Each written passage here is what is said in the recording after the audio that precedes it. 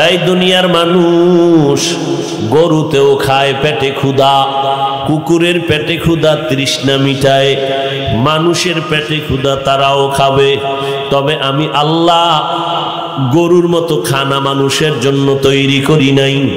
হিংস্র প্রাণী পশুদের জন্য যে খানা তৈরি করে সেটা মানুষের দেই নাই। আমি আল্লাহ গোটা জমিন থেকে মানুষের জন্য আমি পবিত্র এবং পিওর খানার আয়োজন করেছি। কেন? আমি মানুষকে বেশি মহব্বত করি, সম্মানিত করেছি এই জন্য।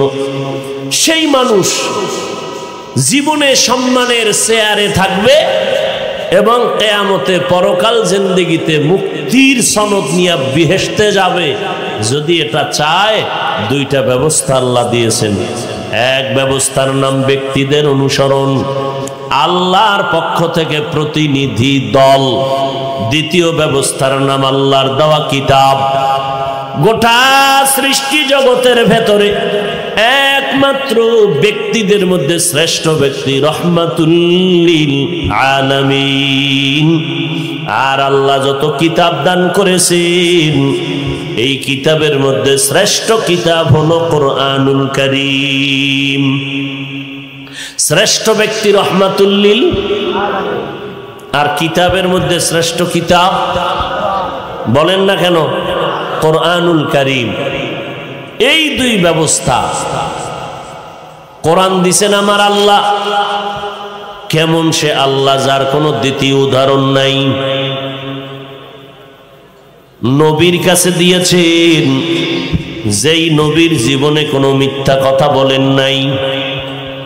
নবী এখনো রওজা মোবারকে জিন্দা অবস্থায় আছেন।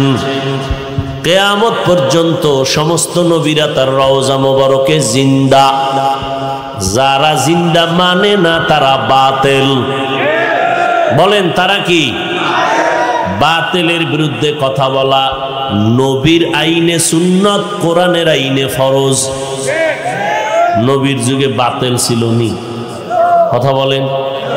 নবী বাতিলের বিরুদ্ধে কথা বলেছেন কিনা? ভণ্ড বাতিলের বিরুদ্ধে কথা বলা নবীর লাইনে সুন্নত, কোরআনের আইনে ফরজ। এটা যদি কেউ মনে করেন গীবত হয়ে গেল নাকি, এই গীবত হলেও এই গীবতে সওয়াব হবে, গুনাহ হবে না। দলিল যদি খুঁজতে যান, ওয়াইলুল লিকুল্লি হুমাযাতিল লুমাযা আল্লাযী জামাআ মালান ওয়া আদ্দাদা। আসেনি সূরা? এটার ব্যাখ্যা পড়লে পেয়ে যাবেন কোন কোন কারণে গীবত করা হারাম, কোন কোন কারণে গীবত করলে সওয়াব হবে। ওখানে সব ব্যাখ্যায় লেখা আছে। আল্লাহ বুঝার তৌফিক দান করুন। দুইটা ব্যবস্থা দিলেন, ব্যক্তি আর কিতাব। ব্যক্তিদের ভেতরে শ্রেষ্ঠ ব্যক্তি রহমাতুল লিল আলামিন। কিতাবের মধ্যে শ্রেষ্ঠ কিতাব কোরআনুল কারীম। আমার নবীকে দান করেছেন। নবীরে বানাইয়া আল্লাহ তাড়াতাড়ি দেয় নাই। দীর্ঘ 40 বছর পর্যন্ত আল্লাহ পাক নবীরে তৈরি করলেন। নবী বলেন শুধু জাহিরি ভাবে তৈরি করে নাই, আল্লাহ আমাকে ওপেন হার্ট সার্জারি করেছেন 4 বার। কয়বার? 4 বার ওপেন হার্ট সার্জারি করেছেন। জিব্রাইল আমিন আসছেন, আমাকে বাইতুল্লাহর হাতিমে চিৎভাবে শোয়াইলেন, আমার বুকটাকে চিরলেন, ভেতর থেকে কলবটাকে বের করলেন, স্বর্ণের পেয়ালার মধ্যে রাখলেন, জমজম পানি দিয়ে ধুইলেন, আবার কলবটা ভেতরে দিলেন, আবার হালকা করে চাপ দিলেন। আমি সুস্থ হয়ে গেলাম, আগের মতো ভালো, রক্ত গেল না, সেলাই লাগলো না, ব্যথাও পেলাম না। এইভাবে আল্লাহ পাক রব্বুল আলামিন জিব্রাইলের পাঠাইয়া আমার কুদরতের অপারেশন ওপেন হার্ট সার্জারি করা হয়েছে কতবার? 4 বার। আল্লাহ তাআলা বিন্দু থেকে বিন্দু দুনিয়ার লোভ আমার মধ্যে রাখেন নাই, কমপ্লিট আমাকে তৈরি করে ফেললেন।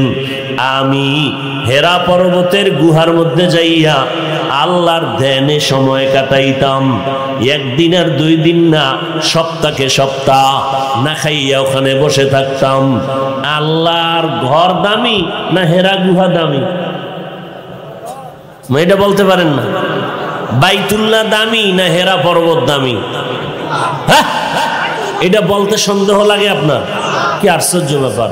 আল্লাহর ঘর বাইতুল্লাহ মক্কা এটা দামি না হেরা পাহাড় দামি? মক্কার সাথে হেরা পাহাড়ের তুলনা আছে? নবী এই দামি ঘর থুয়ে হেরা পর্বতে গেলেন কেন? এই প্রশ্নের জবাব দিলে বহু বাতেল আর ভণ্ডদের বহু প্রশ্নের জবাব হয়ে যায়। সময় নাই, ওদিকে ঢুকবো না। যারা অনেক উল্টাপাল্টা বলে, মনে চাইলেই বলে, ব্রেক নাই তো জবানে। আর আমরা কথা বলার আগে খুব ভয় করি আল্লাহ খুশি হবেন কিনা, উম্মত রাগ করবেন কিনা। কারণ আল্লাহ পাক রব্বুল আলামিন এই যে এতগুলো মানুষ আসছে, এটা আমি হাফিজুর রহমানের বাবার মাস্তানিতে আর আমার বাহাদুরিতে আসে নাই, আল্লাহ দয়া করে পাঠাইছেন। আল্লাহ পাঠাইছেন। দেখেন তো এই মজলিসটা কত দামি। তাবলিগলারা যদি মসজিদে বসে, আছে না, বসে না? অন্য লোক যায়? যায় না। সরমনার ফিসা বাইসা যদি একটা অনুষ্ঠানে বসে, তার লাইনের মানুষ সারা ওই দলীয় মিটিংয়ে যাবে? কথা বলেন, সত্য কথা বলেন না। বিএমপি ওয়ালারা যদি সমাবেশ দেয়, আওয়ামী লীগ আইবনি? আওয়ামী লীগ ওয়ালারা সমাবেশ দিলে বিএমপি আসবেনি? তো এটা কেমন প্যান্ডেল যেখানে আওয়ামী লীগও বসা, বিএমপির লোকও আছে, চরমনাইও আছে, দেওয়ানবাগিরডিও আছে, আহলে হাদিস সব বাংলাদেশে যত ফেরকা, সব ফেরকার মানুষ এখানে আছে। আমি বানায় বলছি, সাক্ষী দেন সত্য। তাহলে এটা কেমন প্যান্ডেল যে সব মানুষ এখানে আসছে? কারণটা কি? এটা বক্তা হিসাবে ভাবা দরকার না? বক্তা হিসাবে ভাবা দরকার। মুসা নবী ফেরাউনের দাওয়াত দিতে যায়, সাথে আছে ভাই হারুন আলাইহিস সালাম। আল্লাহ তো জানেন এই ফেরাউন জীবনে কালেমা পড়বে। বলেন, ফেরাউন কালেমা? ও কি ইমানদার না কাফের? কাফের। তখন মুসা নবী যায় দাওয়াত দিতে। আল্লাহ তো জানেন ও কালেমা পড়বে না। মুসা নবীর সবকটা কি দিছেন আল্লাহ? ফাকুলা লাহু কাওলান লাইয়িনান লাআল্লাহু ইয়াতাযাক্কারু আও ইয়াখশা। এই নবী মুসা, ফেরাউন না জীবনে কালেমা পড়বে না, জীবনেও না, আমি জানি। এরপরও আপনি দাওয়াতটা যে দিবেন সুন্দর সিস্টেমে দিয়েন। কয় সুন্দর মানি? কয় আপনার টোটাল সুন্দর হবে কথা। কথাটা সুন্দর কি? কথার সুন্দর কি? নরম ভাষা। শক্ত না নরম? নরম। পাকিস্তানের মুফতি শফি রহমতুল্লাহ আলাই তিনি বলেন বক্তাদেরকে, এই বক্তারা, ও দিনের দায়ীরা, তোমরা কি মুসা নবীর থেকে বড় দামি বক্তা? আর তোমগো সামনে যারা শ্রোতা, এরা কি ফেরাউনের চেয়ে খারাপ? কথা বলেন না কেন? আমরা কি নউজুবিল্লাহ, কথার কথা, মুসা নবীর থেকে দামি? বলেন। এই ময়দানে যারা, এরা ফেরাউনের থেকে খারাপ? তা ধমক দেওয়ার অধিকার দিছে কে তোমারে? এই মানুষগুলো আসছে আমার ধমক শুনতে। হ্যাঁ, বরং আল্লাহ পাঠাইছে 10 মায়ের 10 সন্তান, 10 লাইনের, এরা 10 দিকে দৌড়ায়। এদেরকে এমন মোহাব্বত লাগায় কথা বলো, যেই কথাটা দিলের মধ্যে ঢুকবে আর ওইভাবেই ঢুকবে, তখনই ঢুকবে। এর জন্য 1 নাম্বার, আমি যদি আমল করে কথা বলি। নাম্বার 2, আমি যদি দরদ নিয়ে কথা বলি। কি দরদ? এই মানুষগুলোকে আমি আল্লাহর গোলাম বানাইতে চাই, আমার দলে আনতে চাই না। তখন আল্লাহ মানুষের দিল নরম বানায় দিবে। আচ্ছা, আমাকে একটা কথা বলেন, একে অপরের মধ্যে ভালোবাসা আছে না? আছে। যেমন একটা দুনিয়ার লাইনে আমাকে আপনারা ভালোবাসেন, কিছু ভালোবাসা আছে তো। আচ্ছা, এই ভালোবাসাটা কোথায় থাকে? মাথায়? কোথায়? জোরে বল। এই যুবকেরা বলো, এই ভালোবাসা তৈরি হয় কোথায়? অন্তর ধরা যায়, অন্তর দেখা যায়। তো অন্তর কন্ট্রোল করেন কে? সবাই বলেন। তাহলে অন্তরের মধ্যে ভালোবাসা আমার আব্বায় ঢুকাইছে, কে ঢুকাইছেন? তো এতগুলো মানুষের অন্তরে ভালোবাসা ঢুকাইছেন কে? আল্লাহ ঢুকাইলে তোমার জলে কেন? হিংসা আমার মধ্যে না তোমার মধ্যে? কি ওয়াশ করো মানুষকে? এতগুলো মানুষ আসছে টাকার লোভে, হ্যাঁ, খানার লোভে? এই মানুষের টাকা দিয়ে বসায় রাখা যাইত? এতক্ষণ ধুম চেয়ার উঠতো, খালি বাতাসে চেয়ার, খালি নাস্তার ভিডিও। এরপরে এই বিশাল মানুষের নিয়ন্ত্রণের জন্য কি পরিমাণ পুলিশ, আর্মি লাগতো, র্যাব লাগতো, হিমশিম খাইলে কুত্তাও লাগতো। কারণ মানুষের উপরে তো বিশ্বাস নাই, নিরাপত্তা দেয় কুকুর। কথা ঠিক না? এখানে কোনো বাহিনী আছে বলেন? একটু চিন্তা করেন তো, একটা আওয়াজ নাই। এই মুহূর্তে কেউ টেলিফোন করলো আর খবর আছে কি? এই মুহূর্তে যদি কেউ টেলিফোন করে কাইটে দিবে, আবার করলে আবার কাটবে, আবার করলে আবার কেটে দিবে, চতুর্থবার করলে রিসিভ করে বলবে আমি 3 বার কাটলাম। তুমি এখন কোন মাস্তান যে বারবার ফোন দিতেছ?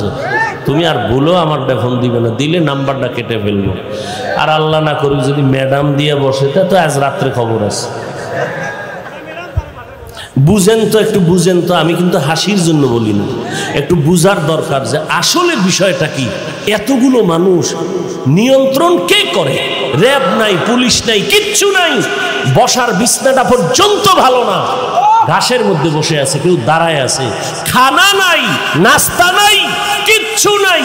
বড় ছোট ভেদাভেদ নাই। কে শিক্ষিত, কে অশিক্ষিত, কে ধনী, কে গরিব, সব একাকার হয়ে বসে গেল। টাকা পাবে দূরের কথা, পকেট থেকে অনেকে টাকা দান করে দিছে। বুঝেন, একটু চিন্তা করেন, সারা রাত অশুনলে কি হবে? এটা নিয়ে একটু ভাবলেই হেদায়েতের দরজা খুলে যায়। এটা কেমনে সম্ভব? একমাত্র 1500 বছর আগের সৃষ্টির শ্রেষ্ঠ নবী মুহাম্মদের আদর্শের কারণেই সম্ভব। ইমামুল আউয়ালিন আল আখিরিন বাহর সদকা রহমাতাল লিল আলামিন সাইয়্যিদুল কাউনাইন খাতমুল মুরসালিন আখির আমদবুদ ফখরুল আউয়ালিন। এরে নবীর আশিক, নবীর উপর আল্লাহ কোরআন শরীফ অবতীর্ণ করেছেন। আমার নবী কোরআন পাইয়া দাওয়াতের কাজ শুরু করলেন। 40 বছরের পর্যন্ত নবী কখনো নামাজের দাওয়াত দেন নাই, রোজার দাওয়াত দেন নাই, কালেমার কোনো কথা নাই। কোরআন নাজিল শুরু হয়ে গেল, দাওয়াত শুরু হয়ে গেল। নবী তেলাওয়াত, নবীর প্রথম দাওয়াতের মিশন ছিল কয়েকটা বিষয়ের উপরে। 1 নাম্বার বিষয় হলো নবী বেশি বেশি বেশি বেশি তেলাওয়াত করবেন। ইয়াতলু আলাইহিম আয়াতিহি। নবীর 2 নাম্বার কর্মসূচি ওয়ায়ুযাক্কিহিম, মানুষের অন্তরকে গুনাহ থেকে ধোলাই করা। এটা নবীর 2 নাম্বার ফরজ হুকুম। কোরআন তেলাওয়াত উম্মতের শিখানো, এটাও যেমন আল্লাহর আইনে ফরজ হুকুম। মানুষের অন্তর থেকে গুনাহ মুক্ত করাইয়া দেওয়া, এটাও আল্লাহর আইনে ফরজ হুকুম। এরে নবীর উম্মতের দল আজকে সেই কোরআন তেলাওয়াত শিখার জন্য নবী তেলাওয়াত করে বারবার। আজকে আমরা সেই তেলাওয়াতটারে মানুষের অন্তরে ঢুকানোর জন্য, তেলাওয়াতটা শুদ্ধ করার জন্য লাল কায়দা পড়াইনি, আলিফ বা তা পড়াই। বা দ্বারে 3 ভাবে লেখা যায়, ত 3 ভাবে লেখা যায়, জিমটাকে 3 ভাবে লেখা যায়। অক্ষরগুলো ব্ল্যাকবোর্ডে লেখা এরপরে মুখস্থ করাই। একটা অক্ষর 10 দিন 10 বার 15 বার 100 বার পড়াই। এরপরে নুরানি মাদ্রাসা, কেরাতুল কোরআন মাদ্রাসা, মক্তবের মধ্যে হুজুর রাইখা এভাবে লাল কায়দা পড়ায়, সিলেটের মধ্যে লেখায়। এগুলো কোরআন হাদিসে আসেনি, আছে? এই চক সিলেটের কথা আছে, রসুলের যুগে ছিল, সাহাবাদের যুগে ছিল। এই যে আমরা বছরে 3টা পরীক্ষা নেই, এরপর আবার ছাত্রদেরকে ড্রেস বানায় দেই, এই ড্রেস পরা লাগবে, গলার মধ্যে আইডি কার্ড ঝুলান লাগবে, এইভাবে 3টা পরীক্ষা দেওয়া লাগবে, রেজাল্ট কাটাতে নিতে টাকা দেওয়া লাগবে, পরীক্ষার ফি দেওয়া লাগবে, 7টা ক্লাস প্রতিদিন করা লাগবে, সকাল 8টা থেকে 12টা পর্যন্ত ক্লাস। এইভাবে সিস্টেমে যেই পড়ানো হয়, এগুলো কি নবীর যুগেও ছিল না, সাহাবাদের যুগেও ছিল না। একজন আলেম শোনার বাংলায় পাইলাম না যে একদিন মাইক লইয়া বলছে নুরানি মাদ্রাসা বন্ধ করো, কারণ এগুলোর কোরআন হাদিসে নাই, নবীর যুগে ছিল না, সাহাবাদের যুগে ছিল না, বন্ধ করে দাও। লাল কায়দা পড়াও কেন?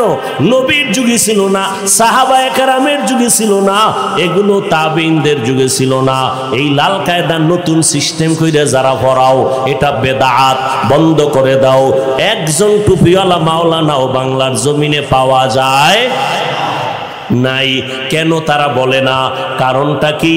সবার অন্তরে ঢুকছে লাল কায়দা ভরুক আর কালা কায়দা ভরুক, উদ্দেশ্য সবার কোরআন শুদ্ধ করা।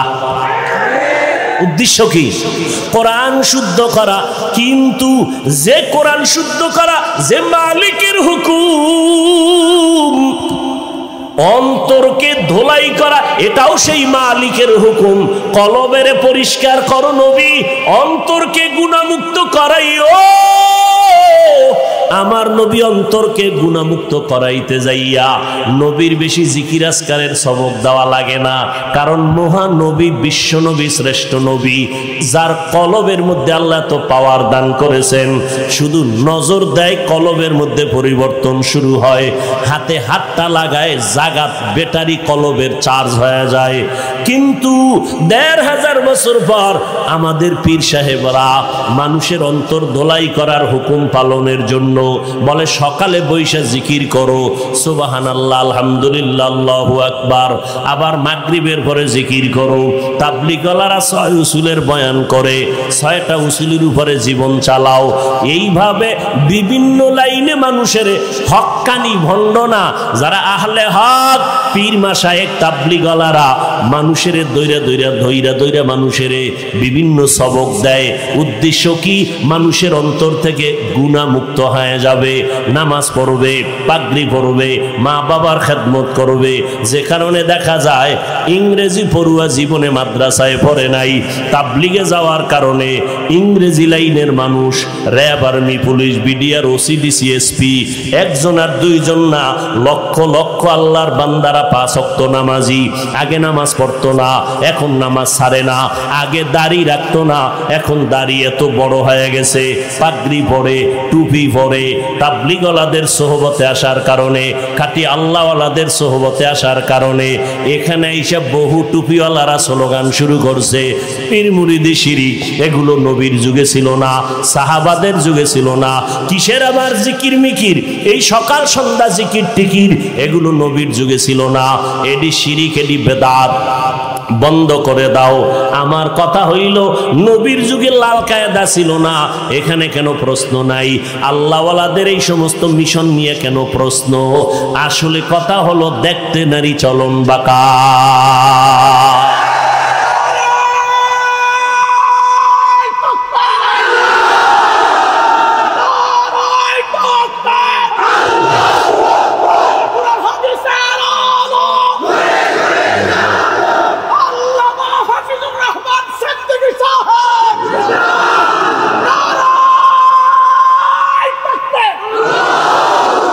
আমার কথা বুঝছেননি? যদি পিসাবরা এইটা করে, সেইটা করে, তাবলীগওয়ালারা এইটা করে, যদি এখানে প্রশ্ন হয়, তো লাল কায়দার উপরে প্রশ্ন আসা দরকার ছিল না? সেখানে করে না কেন? অন্তরে ঢুকছে যে লাল ভরুক আর কালা ভরুক, উদ্দেশ্য কোরআন শুদ্ধ করা। ঠিক আমাদেরও বুঝানো দরকার, সবার অন্তরে থাকা দরকার। তাবলীগওয়ালা ৬ উসুলে গাঁটটিলে দরাক আর পিসাবের জিকির করো, মাকসাদ হলো অন্তরকে ধোলাই করা। তা দোলাই হয় না?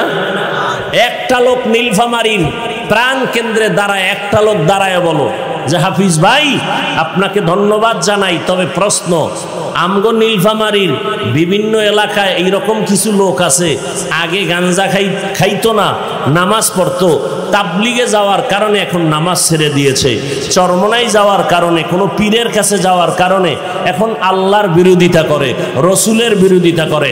একটা প্রমাণ দাও, আমি তোমার পক্ষে এখন থেকে নতুন করে পীরের বিরুদ্ধে, তাবলীগের বিরুদ্ধে ওয়াজ করব, প্রমাণ দাও। যদি প্রমাণ দিতে না পারো, আল্লাহর কাছে একা একা তওবা করে বলবা যে আল্লাহ ভুলে বইলে ফেলাইছে, আর কোনোদিন তাবলীগের বিরুদ্ধে বলবো না, আর কোনোদিন খাঁটি আল্লাহওয়ালাদের বিরুদ্ধে বলবো না। এই সোনার বাংলায় পীরের নামে ভণ্ডরা আছে না, এদের বিরুদ্ধে বলো। যারা পীরের পায়ে সেজদা নেয়, কবরে সেজদা নেয়, এদের বিরুদ্ধে বলো। হ্যাঁ, এরপরও ভুলের ঊর্ধ্বে না কে? সবাই ভুলের ঊর্ধ্বে না। ভুল তো সবার মধ্যে কম বেশি হতেই পারে, সেটা সমাধানের জন্য তো মাইক না আর ফেসবুক না, এটা সমাধানের জন্য আলেমের সমাধান করবে আলেম। তুমি আউযুবিল্লাহ পারো না, তুমি আলেমের বিরুদ্ধে ফেসবুকে লেখার অধিকার দিছে কে? তুমি লিখে রাখো, তোমার মরণ হবে মরার আগে। মরার আগে মরণ মানি মরার আগে বিছনায় পড়ে থাকবা, কারণ আমি শুরুতেই বলেছি আর নবী আসবেন না, আর আবু বকর ওমর ওসমান আলী আসবেন না। উম্মতের মাথার তাজ হয়ে উম্মতকে জান্নাতের পথ দেখাবেন একমাত্র ওলামায়ে কেরাম। সেই ওলামায়ে কেরামের ইজ্জতকে যারা নষ্ট করার ষড়যন্ত্র করে, এদের ধ্বংস অনিবার্য হবেই হবে।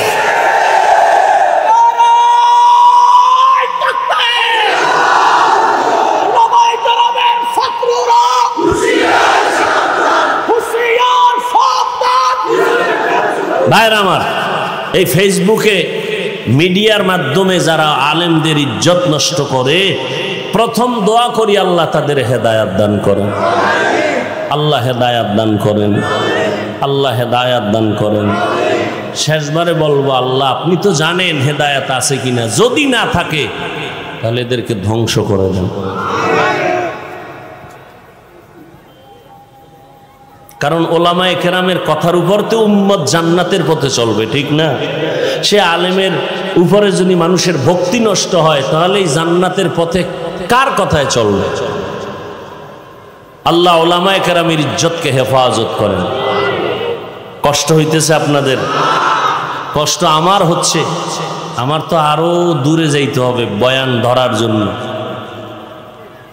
ও আল্লাহ, তো কি কথা বলতেছিলাম? আল্লাহ পাক রব্বুল আলামিন নবীকে কোরআন দিছেন, তেলাওয়াত শুরু করে, এই মক্কার মুশরিকরা এক আল্লাহর ইবাদত করো। খুব খেয়াল করেন, এক আল্লাহর ইবাদত করো। কিছুদিন পরে আবার কয় রহমানের ইবাদত করো।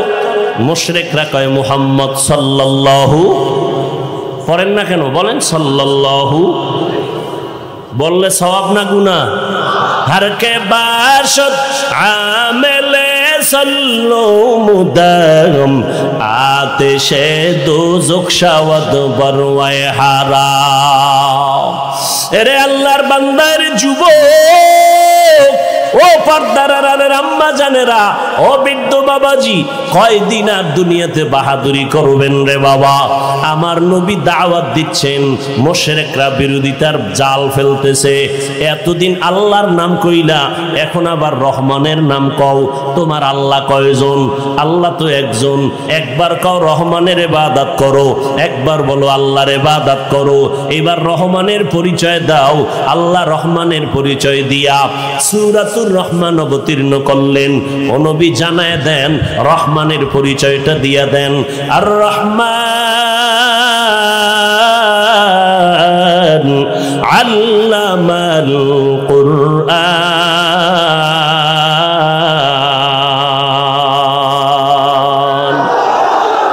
এই কালামে জিন্দা কুরআনে হাকিম, হিকমতে উলা ইয়াজাল সুতু কদিম, জামিউল ইলম ফিল কুরআনে হাকিম, তাকাসারাত আনহু আফহামুর রিজালি।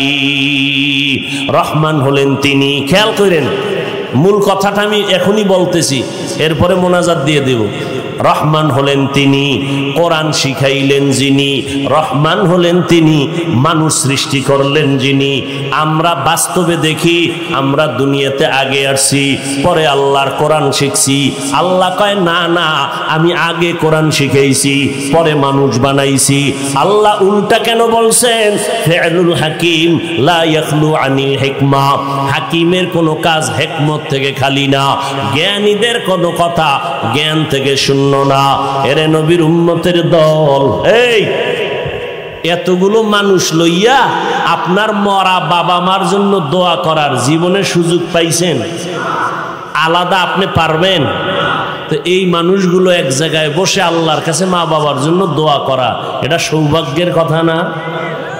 তো যারা দোয়া না করে যাবে শুধু অনর্থক কারণে, এরা কপাল পোড়া ছাড়া কিছুই না। আল্লাহ সবাইকে হেদায়াত দান করেন। আরো জোরে বলেন। আরামে আছেন তো? ফিলিস্তিনের মানুষ নিয়ে চিন্তা করলে আর হাসতে পারতেন না। যেই ফিলিস্তিনের জমিনে রক্তে রঞ্জিত আমার মা, আমার বোন, ঘুমন্ত বাচ্চাগুলো আটকে উঠে ভয় মরে যায়, পানি কার দেয়, পানি নাই, কান্নার আওয়াজ, মরে যাচ্ছে চিকিৎসাবিহীন। ও মুসলমান, হাসবা না, ওই বিপদে খুশি হইও না, তোমার সিরিয়ালও এর পরে আসবে। বাহাদুরি করার কোনো উপায়? আল্লাহ ফিলিস্তিনের উপরে রহমতের চাদর বিছায়া দেন, গোটা দুনিয়ার মুসলমানের ঈমান ও আমল ইজ্জতের হেফাজতের ব্যবস্থা করে দেয়। ও নবীর উম্মতের দল, আল্লাহ উল্টা বললেন কেন যে আমি মানুষ পরে বানাইছি, কোরআন আগে শিখাইছি? আল্লাহ উল্টা কেন বললেন? মুফাসসিরিনে কেরাম বলেন, আল্লাহর আদালতে জন্মগত মানুষের কোনো দাম নাই, আল্লাহর আদালতে বংশগত মানুষের কোনো দাম নাই। আল্লাহ যে বলছেন আমি কোরআন শিখাইয়া মানুষ বানাইছি, এটা জন্মগত মানুষ না, এটা বংশগত মানুষ না, এই মানুষটা হলো একমাত্র গুণগত মানুষ, গুণের মানুষ। আল্লাহর কাছে গুণের মানুষের বড় দাম। জন্মগত মানুষ জান্নাত পাবে না, আদম নবীর বংশে জন্ম নিলেই জান্নাত পাবে না। যারা গুণের মানুষ হবে তারা জান্নাত পাবে। গুণের মানুষ তৈরি করার ফ্যাক্টরি মাদ্রাসা, গুণের মানুষ তৈরি করার জায়গা হলো কোরআনের মাহফিল, ওলামায়ে কেরামের মজলিস। এই গুণের মানুষ কেমনে হয়? আল্লাহ পাক রব্বুল আলামিন বলেন আমি গুণের মানুষ বানাইছি কোরআনের মাধ্যমে। এজন্য আগে বললাম কোরআন শিখাইছি, পরে মানুষ বানাইছি। এবার গুণটা কি ভালো করে বুঝেন। মাইকওয়ালা মাইক বানাইছে আওয়াজ দেওয়ার জন্য। যেই বস্তুটা যেই কাজের জন্য বানায়, ওই কাজটাই হলো ওই বস্তুটার গুণ। মাইকের কাজ কি? আওয়াজ দেওয়া, আওয়াজ দেওয়াই মাইকের গুণ। বাতির কাজ হলো আলো দেওয়া, আলো দেওয়া বাতির গুণ। পাখার কাজ হলো বাতাস দেওয়া, বাতাস দেওয়া পাখার গুণ। কারণ বাতিওয়ালা বাতি বানাইছেই আলো দেওয়ার জন্য, আলোটাই তার গুণ। যদি বাতি আলো না দেয়, লাথি মেরে ফালায় দাও, এটা গুণের বাতি না। মাইক যদি আওয়াজ না দেয়, এটাকে ফেলে দাও, এটা গুণের মাইক না। যদি বাতাস পাখা ঠিক মতো না দেয়, ফেলে দাও, এটা গুণের পাখা না। যেই বস্তুটা যেই কাজের জন্য বানায়, ওই কাজটা হলো ওই বস্তুর জন্য গুণ। এবার মানুষ আল্লাহ কেন বানাইছেন? সারা রাত মোবাইলে কবিরা গুনাহ দেখার জন্য। এরে যুবক, চেহারাটাকে নষ্ট করে ফেলেছো, চোখের পাওয়ার নষ্ট, তোমার খবর নাই। তোমার কিডনি ড্যামেজ হয়ে যাইতেছে, তোমার খবর নাই। ডাক্তারের থেকে চিকিৎসা নাও, পরীক্ষা করো, দেখবা তোমার চোখের পাওয়ার কতটা নরমাল হয়ে গেছে মোবাইলের দিকে তাকায়া থাকার কারণে। আল্লাহ যেই সুন্দর চেহারা তোমার দিছেন, 40 বছর পর্যন্ত কোনো মেডিসিনের দরকার হবে না, এত সুন্দর। কিন্তু মাত্র তোমার বয়স হলো 27 বছর, 25 বছর। তোমার চেহারার মধ্যে তাকাইলে কেন মায়া লাগে না? তোমার চেহারার মধ্যে কেন আকর্ষণ নাই? সারা রাত মোবাইলের দিকে তাকাইয়া তাকাইয়া কবিরা গুনাহ করে করে রাত কাটায় দিছো। নামাজ নাই, রোজার খবর নাই, সারা রাত্র কবিরা গুনাহ করিয়া একদিকে চেহারা নষ্ট করছো। কারণ রাতের ঘুম আল্লাহর পক্ষ থেকে দেওয়া গোটা মানুষের জন্য একটা শরীরের মহা ঔষধ। ঘুম, রাতের ঘুম, দিনের টানা রাতের ঘুম শরীরের জন্য মহা ঔষধ। আমরা ওয়াজ মাহফিলের তাড়নায় অনেক সময় রাত্রে ঘুমাইতে পারি না রে বাবা। কিন্তু তুমি ঘুম কেন নষ্ট করছো? মোবাইল দিয়া কবিরা গুনাহ করে করে গুনাহ করিয়া তুমি রাত কাটায় দিছো, ঘুমাও নাই। তোমার চেহারাও গেছে, তোমার কিডনিও যাচ্ছে, তোমার কানের পার্স নষ্ট, হার্ট দুর্বল হয়ে যাচ্ছে, কেমন জানি বুকে ব্যথা আগের থেকে বাড়তেছে। আল্লাহ মাফ করুন, কখন জানি তুমি স্টক করে মরে যাও। তোমার মাথা ব্যথা আগের থেকে বেড়ে গেছে, তোমার চোখের পাওয়ার নষ্ট। এখন বই পড়লে তুমি পড়তে পারো না, 10 মিনিট পড়লেই তোমার মাথা ব্যথা শুরু হয়ে যায়। স্কুলের ছেলে মেয়েদের অবস্থাও এক।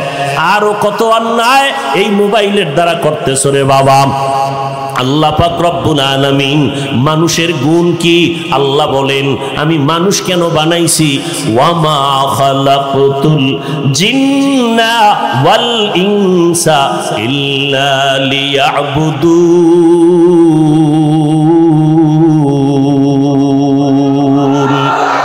মা খালাকতুল জিন্না ওয়াল ইনসি বাখা জুজ ইবাদাত নিস্তে মাকসুদ আজ্জাহা। আল্লাহ মানুষ বানাইছেন ইবাদতের জন্য। কার ইবাদত? জোরে বলেন। ইবাদত। ঘুমটাও ইবাদত, নামাজ পড়া ইবাদত, ব্যবসা করা ইবাদত, ডাক্তারি পড়া ইবাদত। ডাক্তার লাগবো না? সব বেঈমান যদি আমগো বিরুদ্ধে চলে যায় ফিলিস্তিনের মতো, আরে ওই ইসরায়েলের মতো, মুসলমানের কোনো চিকিৎসা দেওয়া হবে না। আমগো ডাক্তার তোমাদের চিকিৎসা দিবে না। আমার হসপিটাল মুসলমানকে চিকিৎসা দিবে না।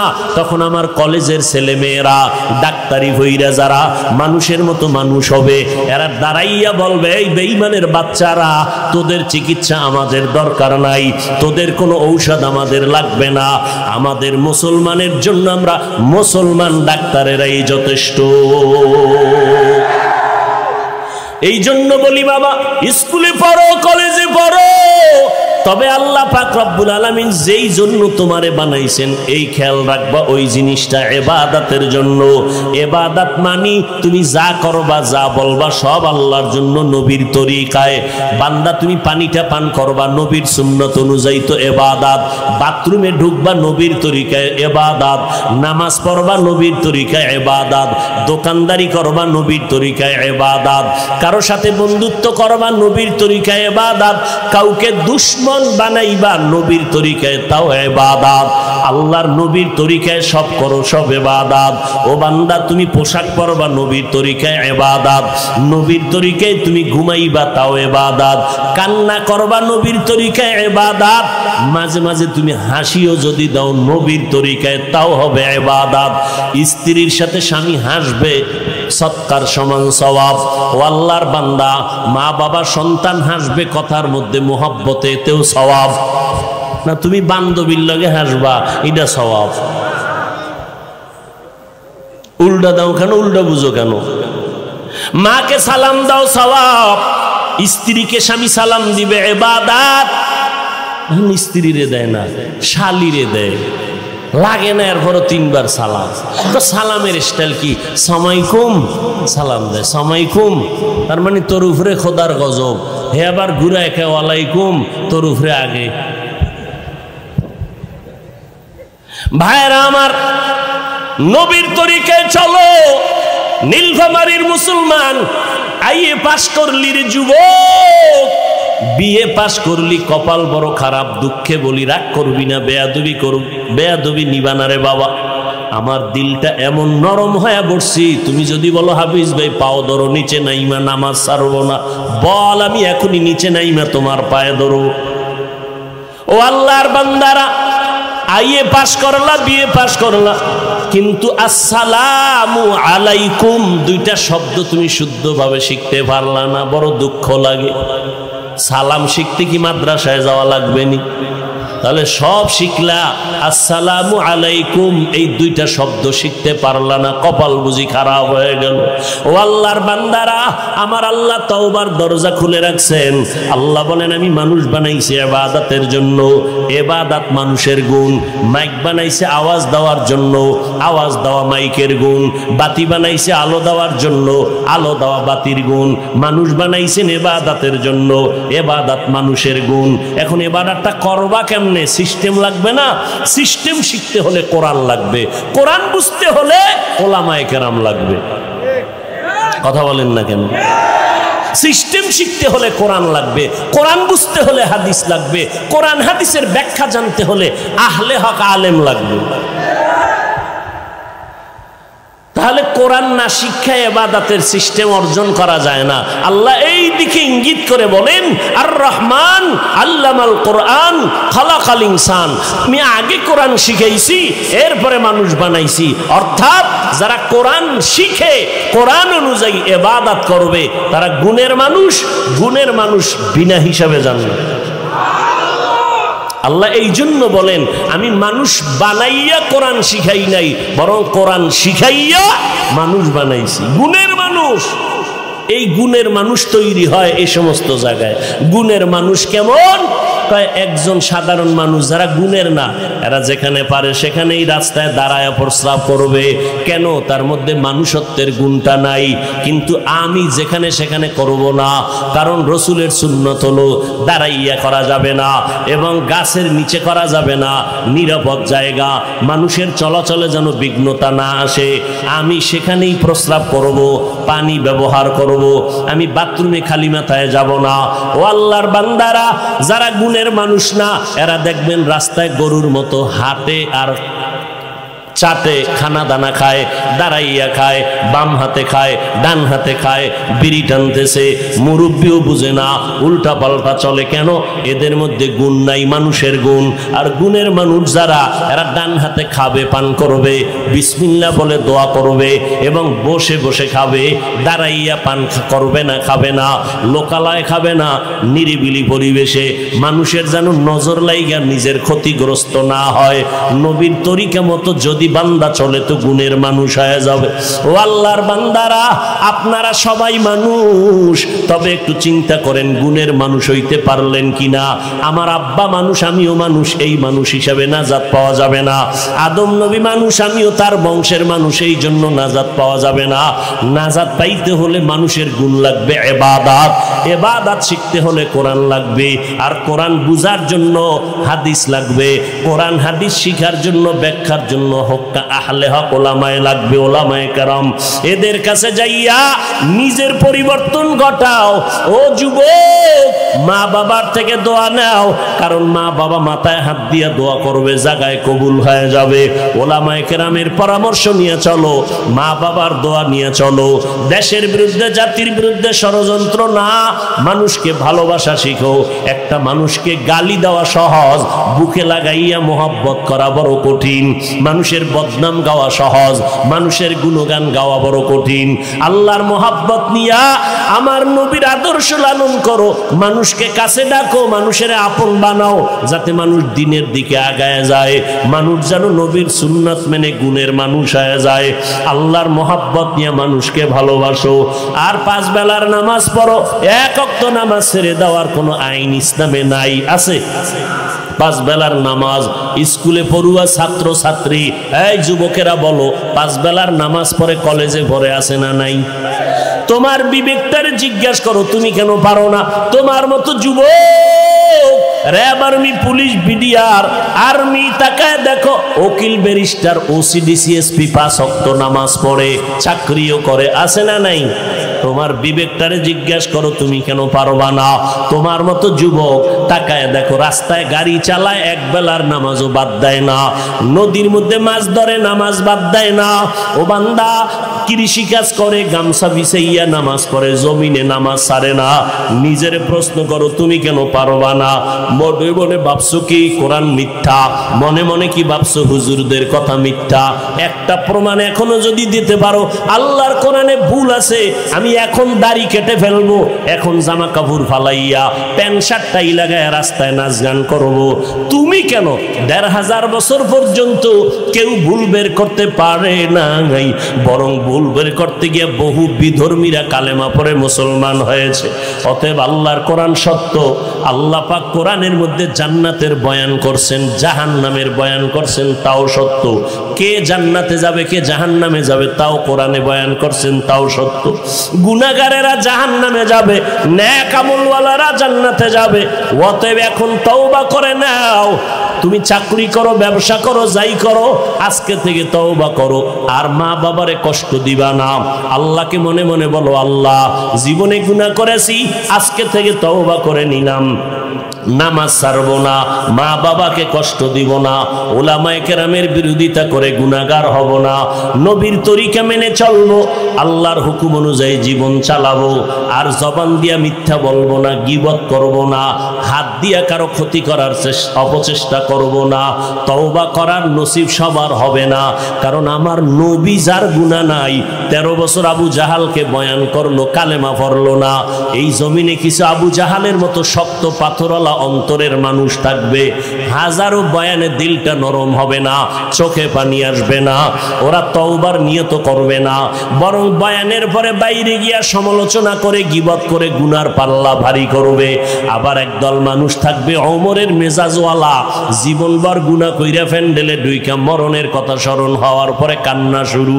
আল্লাহকে বলবে, আল্লাহ আর জীবনে নামাজ ছাড়বো না, বেপরদায় চলবো না, মা বাবার বিরুদ্ধে যাব না, ওলামায়ে কেরামের পরামর্শ নিয়া নবীর তরিকা মেনে চলবো। এই ময়দানে জানি না কার অন্তরটা আবু জাহালের মতো শক্ত হয়ে গেছে, আল্লাহ মাফ করেন। আল্লাহ পাক কার অন্তরটা ওমরের মতো রাখছেন জানি না। তবে তওবা করার মতো যদি নিয়ত সবার অন্তরে থাকে যে মরিয়া গেলে যাব, হায়াতের মালিক আল্লাহ, ইজ্জতের মালিক আল্লাহ, আজকে থেকে মা বাবার কথা মেনে চলবো, আজকে থেকে 5 বেলার নামাজ পড়বো, আজকে থেকে ওলামায়ে কেরামের পরামর্শে চলবো, নবীর সুন্নত অনুযায়ী চলবো, আর দাড়ির মধ্যে অস্ত্র লাগাবো না, নবীর কলিজায় আঘাত দিব না। তওবা করার মতো যদি নিয়ত হয়, অন্তরে দুর্বলতা যদি না থাকে, খাঁটি তওবার নিয়ত যাদের আছে তাদেরকেই বলবো, দুটো হাত আমার আল্লাহকে দেখাইয়া দাও।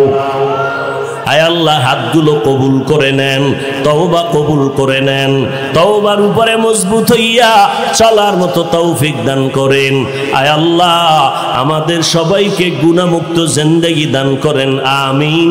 আলহামদুলিল্লাহি রাব্বিল আলামিন, ওয়াসসালাতু ওয়াসসালামু আলা সাইয়্যিদিল আমবিয়া ওয়াল মুরসালিন ওয়া আলা আলিহি ওয়া আসহাবিহি আজমাইন। ইয়া আরহামার রাহিমিন, ইয়া আরহামার রাহিমিন, ইয়া আরহামার রাহিমিন।